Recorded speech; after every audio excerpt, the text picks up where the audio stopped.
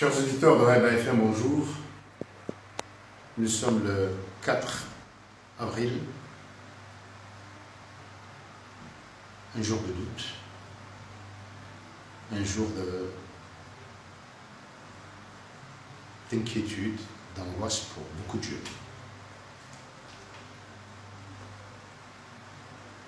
Un jour de grande incertitude. Hier, Salah Assoumani a été arrêté. C'est un soutien à la candidature du docteur Ahmed Saïd Mohamed. Ce matin, cette nuit, hier aussi, mais ce matin, c'est ce matin que nous l'avons appris, Nazra Seghassan, une jeune femme très connue dans les milieux associatifs, qui était aussi un soutien du docteur Ahmed, a été arrêté. Personne ne sait pourquoi.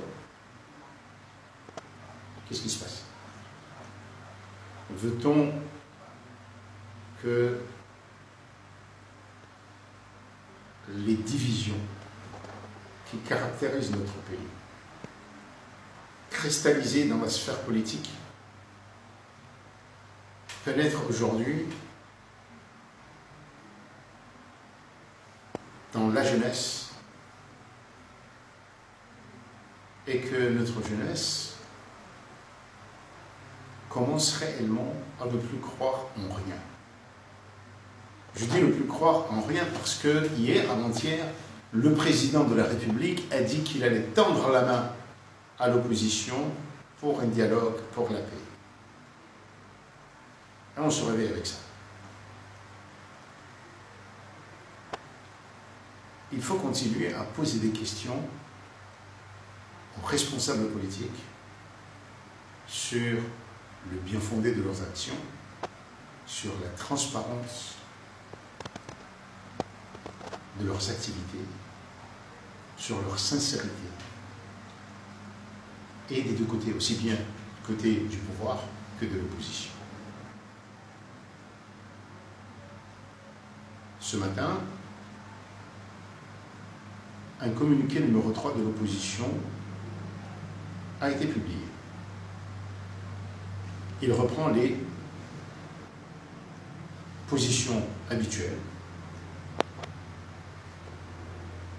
Les élections n'ont pas eu lieu parce qu'elles illégales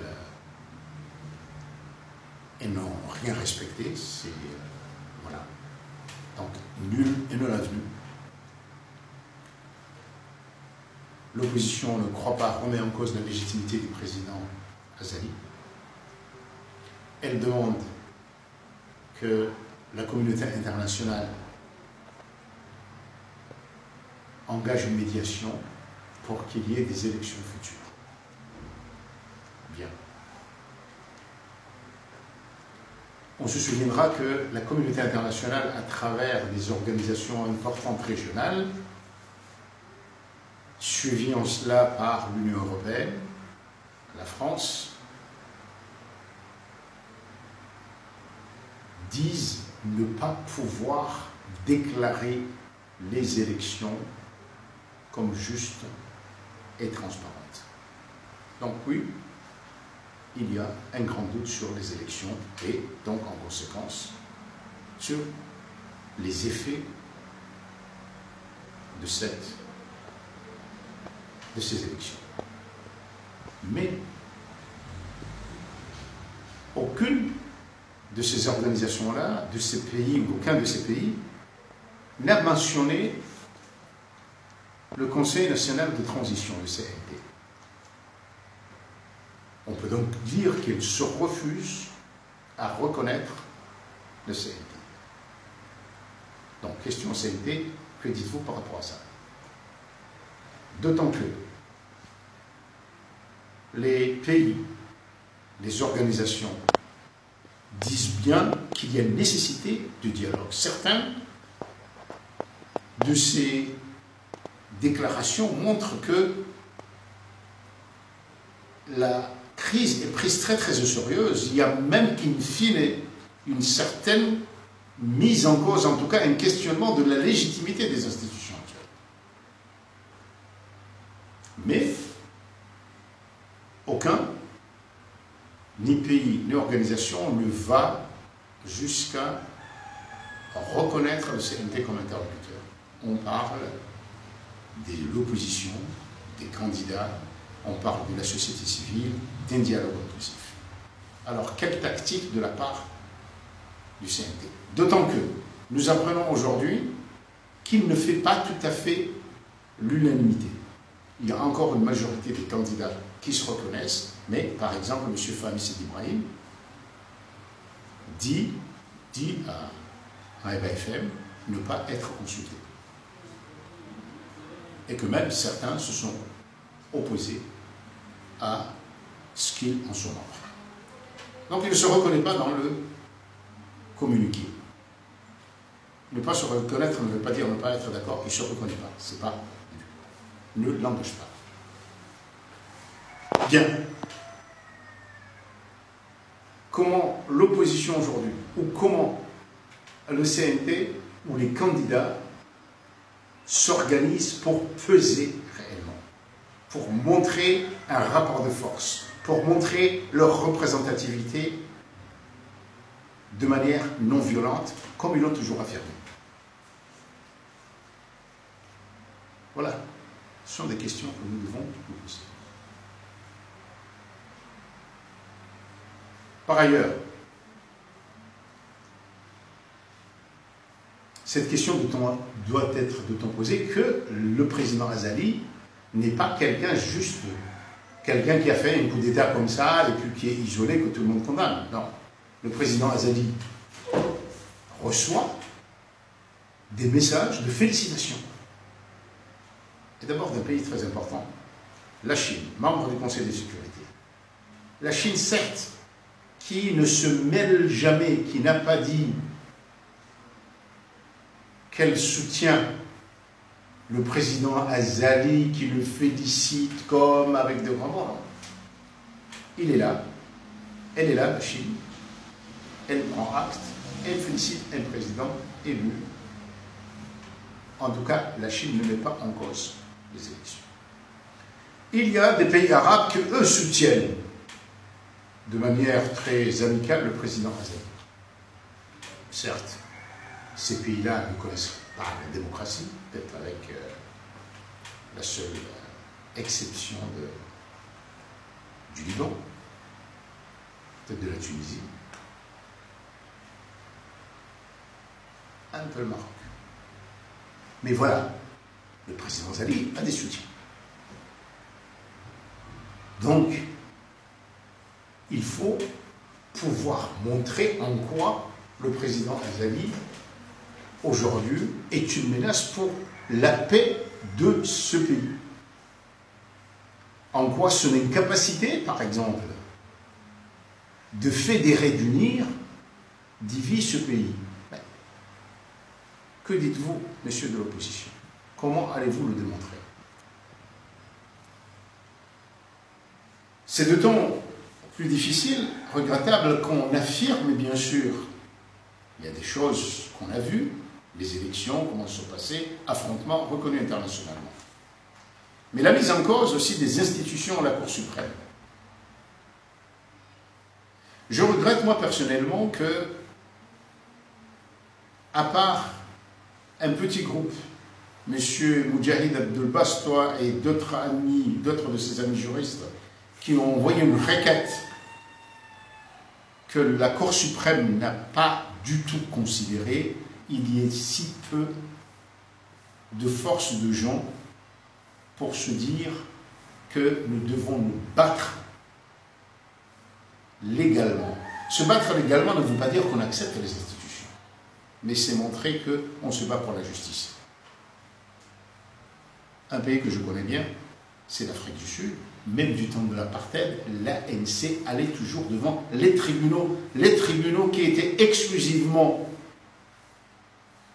dirigés par des Blancs qui avaient des lois pour la majorité blanche. Mais il fallait chaque fois aller vers ça. Et c'est ça aussi qui permettrait de mener un combat contre les penchants dictatoriaux ou disons d'un pouvoir qui se sent très fort et qui peut faire tout au mépris des lois.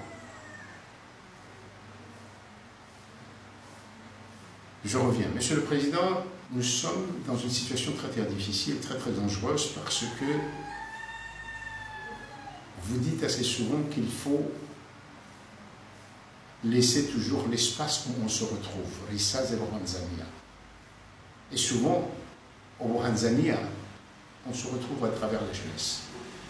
Ces arrestations, 24 heures, 48 heures après que vous ayez tendu la main à la position, font que la jeunesse va rester encore dans le doute et va se renfermer.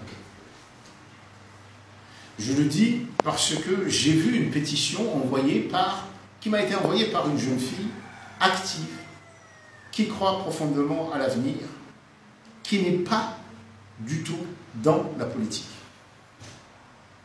Une pétition qui demande à ce que la jeunesse se mobilise pour éviter une certaine dictature.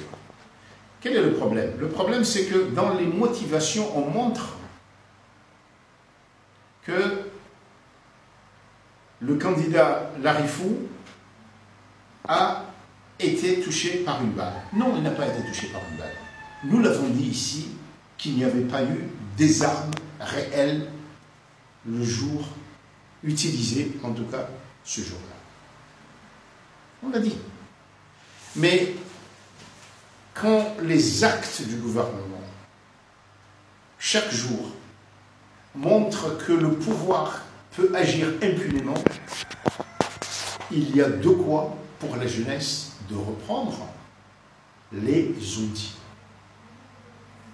Je ne pense même pas que Maître Larifou ait dit qu'il a été touché par une balle. Je ne l'ai vu nulle part. Il a été blessé, peut-être il est tombé. Mais c'est dangereux ce fossé qui est en train de se creuser tous les jours.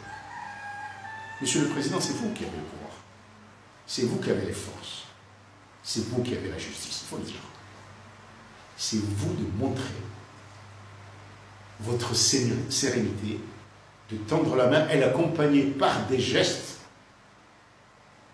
Et à ce moment-là, on verra si l'opposition, dans le cadre du dialogue qu'elle prône, est aussi capable ou veut dialoguer, ou si c'est simplement des coups politiques. Mais la situation n'est pas un jeu. Elle est très difficile, Monsieur le Président. Avant de conclure, j'appelle les formations, les organisations de la société civile à s'impliquer.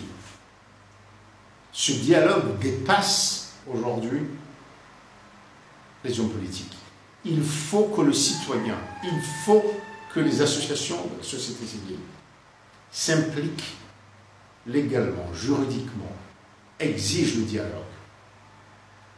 exigent aussi le respect du droit, exigent que les forces de l'ordre respectent les lois, respectent le citoyen. À demain.